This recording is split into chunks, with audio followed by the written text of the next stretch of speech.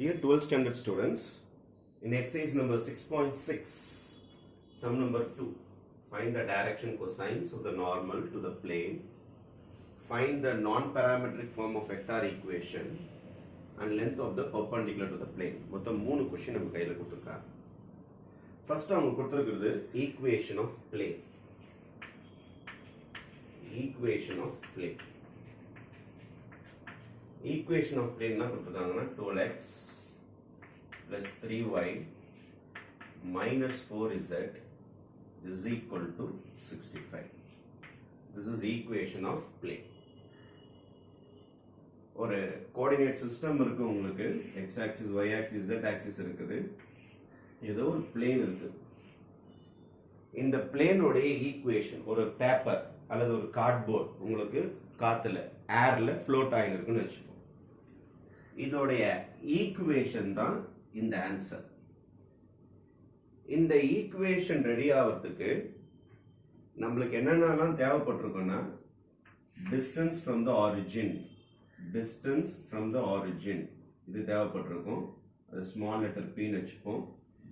ஒரு unit normal vector, unit normal vector D cap, இந்த மாதிரி ரெண்டு ஐட்டம் தேவைப்பட்டிருக்கும். டிஸ்டன்ஸ் ஃப்ரம் த ஆரிஜின் தேவைப்பட்டிருக்கும். இன்னொன்று யூனிட் வெக்டார், அதை தான் டீன்னு சொல்லுவாங்க, அதுவும் நம்மளுக்கு தேவைப்பட்டிருக்கும். இந்த ரெண்டு வெக்டாரை யூஸ் பண்ணி தான் நம்ம இந்த சம்மை ப்ரொசீட் பண்ணியிருப்போம். அப்போது the formula for equation of a plane, the formula for equation of a plane is r vector dot d cap is equal to p. இதுதான் equation of plane ஓட ஃபார்முலா. இந்த பேப்பரோடைய ஃபார்முலான்னு பார்த்தீங்கன்னா r vector dot d cap is equal to p, where d cap is the unit normal vector, p is the distance from the origin. ஒரு plane காத்துல பறக்குதுன்னா இந்த ரெண்டு entries கண்டிப்பா தேவைப்படும். டி கேப்னா unit normal vector, perpendicular vector. அடுத்தது distance from the origin, இந்த பிளேனுக்கும் டிஸ்டன்ஸ் ஃப்ரம் த ஆரிஜின் எவ்வளவு தூரத்துல இருந்தது இது இருந்தா போட்டிருக்கலாம். ஒரு ஆன்சர் நமக்கு ரெடி ஆயிருக்கு. 12x plus 3y minus 4z equal to 65 ஒரு ஆன்சர் வந்திருக்குது. அப்படின்னா உங்களுக்கு இந்த டி இல்லாமையோ பி ஓட ஆன்சர் இல்லாமையெல்லாம் போட்டிருக்க முடியாது. அதனால ஃபர்ஸ்ட் நான் இது என்ன பண்ண போறேன்னா கொஞ்சம் ரீஷஃபிள் பண்ண போறேன். இந்த சம்மை கொஞ்சம் ரீஷஃபிள் பண்ண போறேன். என்ன செய்ய போறேன்னு பாருங்களேன். xi plus yj plus zk, xi plus yj plus zk dot 12i plus 3j minus 4k is equal to 65 பிரிச்சிருக்கிறேன். ஃபர்ஸ்ட் xy z தனியா பிரிச்சிருக்கிறேன், 12 3 minus 4 தனியா பிரிச்சிருக்கிறேன். ஏன் சார் இந்த மாதிரி தனியா பிரிச்சிருக்கிறீங்க அப்படின்னா இதுக்கு பேர் தான் unknown vector r vector. அந்த பிளேனோடைய எனி பாயிண்ட் தான் r vector சொல்லுவாங்க. அப்போ r vectorஐயும் நான் ஒரு வெக்டாரையும் பிரிச்சிருக்கிறேன். நீங்க மல்டிப்ளை பண்ணாலும் டாட் தானே இது. 12 into x 12x வந்துரும், y into 3 3y வந்துரும், minus 4 into z minus 4z வந்துரும். இந்த மாதிரி ஃபர்ஸ்ட் பிரிச்சுட்டு இதுக்கு தைரியமா என்னன்னு பேர் வைக்க போறோம்னா r vector டாட், இது என்ன வெக்டார் எனக்கு தெரியல, d vector is equal to, இது என்ன ஆன்சர் எனக்கு தெரியல, 65 அப்படின்னு எழுதிக்கிறேன். ஏன் சார் இது d வெக்டார்னு வச்சிருக்கீங்க, ஏன் சார் இது d கேப் நீங்க வைக்கல அப்படின்னு கேட்கலாம். d கேப்னா யூனிட் வெக்டார், இது யூனிட் வெக்டார் கிடையாது. நீங்க இதுக்கு ஸ்கொயர் ரூட் எடுத்து பாத்தீங்கன்னா 144 plus 9 plus 25 plus 16 வரும் உங்களுக்கு. 144 plus 16 plus 9 போட்டீங்கன்னா உங்களுக்கு ரூட்ல வர ஆன்சர் 1 வரவே வராது. இதோடைய ஸ்கொயர் ரூட் எடுத்தீங்கன்னா மேக்னிட்யூட் எடுத்தா 1 வரணும், அப்பதான் அது unit vector. This is not a unit vector. அதனால வெக்டார் சிம்பிள் போட்டுருக்கேன். யூனிட் வெக்டார் வந்தா தான் கேப் சிம்பிள் போடணும். அதனால இது பீன்னு என்னால சொல்ல முடியாது, இதை பீன்னு சொல்ல முடியாது. இந்த answer this is some answer, ஏதோ ஒரு ஆன்சர், அது என்ன ஆன்சர் எனக்கு தெரியல.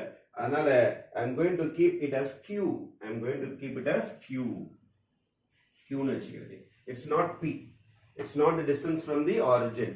ஏன்னா இது d கேப்பா மாறினாதான் இது p ஆ மாறும்.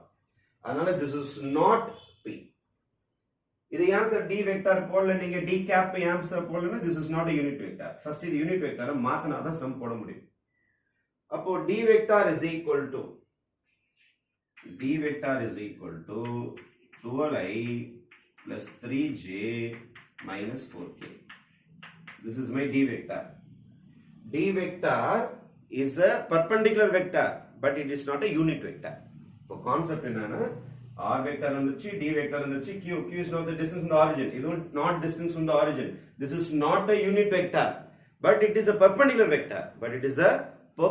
vector. Not unit. Unit கிடையாது. ஆனா it's a perpendicular vector. Perpendicular normal vector. இதுவும் perpendicular normal vector தான். d vector என்பது perpendicular vector தான். பட் அது லெந்த் பெருசா இருக்கும். அதோட லெந்த் பெருசா இருக்கும். ஆனா d கேப் ஓட லெந்த் கரெக்ட்டா ஒன்னு தான் இருக்கும். அப்ப அது ஒரு பெரிய வெக்டார் அது. அதனால d வெக்டார் கண்டுபிடிச்சிட்டோம். அவங்க என்ன கேட்டிருக்காங்கன்னா find the direction cosines of the normal. பர்பெண்டிகுலரா இருக்கிற வெக்டார் பேர் தான் நார்மல். அதனால நார்மல் வெக்டாரோடைய டைரக்ஷன் கொசைன்ஸ் கண்டுபிடிக்கணும்னா இதோட டைரக்ஷன் கொசைன்ஸ் கண்டுபிடிச்சாலே போதும். ஓகே, இதோட டைரக்ஷன் கொசைன்ஸ் கண்டுபிடிக்கிறதுக்கு முன்னாடி இதோட மேக்னிட்யூட் கண்டுபிடிச்சேன்னா magnitude of the vector is equal to 12 square plus 3 square minus of 4 square. அப்போ 144 பிளஸ் 9 பிளஸ் 16 இது ஒரு 25 ஆயிடும் உங்களுக்கு. 169 ஆன்சர் இஸ் 13. அப்போ magnitude of d vector is 13. அப்போ direction cosines போடும்போது direction ratios இருக்கு பாருங்க 12 3 minus 4 அதால இதை டிவைட் பண்ணீங்கன்னா you will be getting the direction cosines. அப்போ direction cosines முடிச்சிடுறேன் நானு. direction cosines is equal to direction ratio 12 by 13 3 by 13 minus 4 by 13. Right?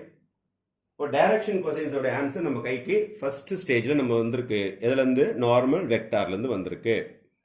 After finding the direction cosines of the normal, இதான் normal vector உங்களுக்கு. அது perpendicular vector. இந்த normal வெக்டாரோடைய direction cosines முடிச்ச பிறகு find the non-parametric form of vector equation. இதோ இருக்கு பாருங்க, இதான் parametric equation, non-parametric ரெண்டுமே ஒண்ணா தான் வரும். r dot d vector equal to p. parametric non-parametric ரெண்டுத்துக்கு டிஃபரன்ஸ் கிடையாது இந்த மாடல்ல. ரெண்டுமே ஒண்ணு தான். r dot d cap is equal to p. இதை யூனிட் வெக்டரா மாத்திட்டேன்னா இந்த d வெக்டரை யூனிட் வெக்டரா மாத்தினா இந்த சம் முடிஞ்சு போச்சு. அப்ப நான் என்ன செய்ய போறேன்னா இந்த சம்ம யூனிட் வெக்டரா மாத்தணும் அப்படின்னா அதோட மேக்னிட்யூட டிவைட் பண்ணா யூனிட் வெக்டரா மாறிடும். அப்போ ஓல் क्वेश्चन இருக்குது பாருங்க. நம்மளோட क्वेश्चन r dot இந்த சம் இருக்கு பாருங்க 12i plus 3j minus 4k is equal to 65. இது ஏன் இதுக்கு மேட்ச் ஆக மாட்டேது? ஏன் இந்த ஃபார்முலாக்கு மேட்ச் ஆகல? ஏன்னா this is not a unit vector. இது யூனிட் வெக்டார்னா அதோட மேக்னிட்யூட் 1 வரணும். இதை யூனிட் வெக்டாரா மாத்தணும்னா இதோட மேக்னிட்யூடால டிவைட் பண்ணா போதும். அப்போ மேக்னிட்யூட் தான் இப்பதான் கண்டுபிடிச்சோம். எவ்வளவு கண்டுபிடிச்சு வச்சிருக்கோம்? 13. அப்போ r vector dot 12i plus 3j minus 4k divide both sides by 13. இங்கேயும் 13 நான் டிவைட் பண்றேன், இங்கேயும் 13 நான் டிவைட் பண்றேன். ரெண்டு சைடு டிவைட் பண்ணனும். இங்கேயும் டிவைட் பண்ணனும், அங்கேயும் டிவைட் பண்ணனும். ஏன்னா ஒரு ஈக்குவேஷன்ல இந்த பக்கம் மட்டும் டிவைட் பண்ணா அவன் கோச்சிப்பான். இங்கேயும் டிவைட் பண்ணனும், அங்கேயும் டிவைட் பண்ணனும். இங்க டிவைட் பண்ணனால ஒரு யூஸ் ஆயிருக்குது. இது யூனிட் வெக்டாரா மாறி போச்சு. எப்படி சார் யூனிட் வெக்டார்? மேல மேக்னிட்யூட் எடுங்களேன் 13 வரும், கீழே 13 வரும். 13 கேன்சல் பண்ண 1 ஆயிடுது இல்ல? அப்போ இதுக்கு மேக்னிட்யூட் எடுத்தா 1 வந்துச்சுன்னா அதுதான் யூனிட் வெக்டார். அப்போ இந்த சம்ம தான் நம்ம தாராளமா டி கேப்னு சொல்லலாம். முன்னாடி டி வெக்டார்னு சொன்னேன். ஏன்னா மேக்னிட்யூட் 1 கிடையாது. இதுக்கு மேக்னிட்யூட் 1ன்றதுனால it is called unit vector. அதனால இது எப்படி எழுதலாம்னா இது ஒண்ணு கேன்சல் பண்ணிக்கலாம் நீங்க 5 times. therefore r vector dot இதுதான் உங்களுடைய d vector, இதுதான் உங்களுடைய d cap is equal to p. இப்போதான் மேட்ச் ஆயிருக்கு நமக்கு. r dot d is equal to p. இதுக்கு தான் உங்களுக்கு என்ன ஃபார்முலா சொல்றாங்கன்னா vector equation. The vector equation is r dot 12i plus 3j minus 4k by 13 is equal to 5 is the vector equation. Second sum முடிஞ்சிருக்கு. Non-parametric form of vector equation. ஏன் sir இது பேர் vector equation? Because இது எந்த மாடலுக்கு satisfy ஆயிடுச்சு? R dot d cap is equal to p க்கு satisfy ஆனாதான் இதுக்கு பேரு vector equation. இன்னும் ஒரு क्वेश्चन கேட்டிருக்காங்க. What is the distance from the origin? அது vector equation prove ஆயிட்டாலே வேலை முடிஞ்சு போச்சு உங்களுக்கு. p க்கு நேரா இருக்குது தான் distance from the origin. ஏன்னா r க்கு match, d cap match, p க்கு நேரா என்ன இருக்கு? 5. Therefore, my distance from the origin p is equal to 5. அப்போ the three answers are, first answer இங்க இருக்குது பாருங்க, direction cosine. The first answer, this is the vector equation, r dot d cap is equal to p. Distance from the origin p can match another 5. So p is equal to 5. These are the three answers for this sum. அப்போ question கொடுத்தோனே you have to match with r vector dot d cap is equal to p. First sum match ஆகலன்றதுனால d vector d cap மாத்துறதுக்காக 13 both sides divide பண்ணனால answer நமக்கு கிடைச்சிருச்சு. Okay, thank you.